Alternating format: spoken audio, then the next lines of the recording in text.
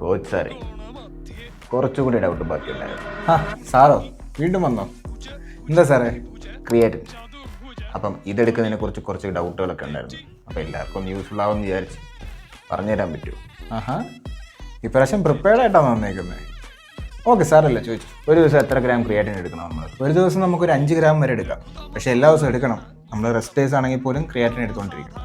Okay, ഇതെടുക്കുമ്പോൾ post workout എടുക്കണോ pre workout എടുക്കണോ? അതിപ്പോൾ നമുക്ക് പ്രീ വർക്കൗട്ട് ആയാലും പോസ്റ്റ് വർക്കൗട്ടിൽ എടുക്കാം. നമുക്ക് ഡെയിലി എപ്പോൾ വേണമെങ്കിലും എടുക്കാം. കാരണം അങ്ങനെ ഇന്ന ടൈമിംഗ് ഒന്നുമില്ല ക്രിയാറ്റിൻ എടുക്കുന്നതിന്. ഫാറ്റ് കുറയ്ക്കുമ്പം ക്രിയേറ്റിൻ എടുക്കാവോ?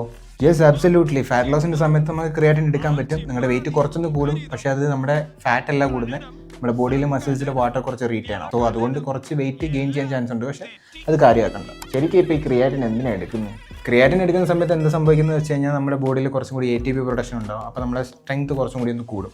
പിന്നെ നമുക്ക് കൂടുതൽ നേരം വർക്കൗട്ട് ചെയ്യാനും പറ്റും. പിന്നെ അത് തന്നെ മസിൽ മാസ് ഇൻക്രീസ് ചെയ്യാനും നമ്മളെ സഹായിക്കും. കാരണം കൂടുതൽ വർക്കൗട്ട് ചെയ്യില്ലേ. അതേപോലെ തന്നെ റിക്കവറിയും കുറച്ചും കൂടി ഫാസ്റ്റ് ആയിരിക്കും. Okay okay okay.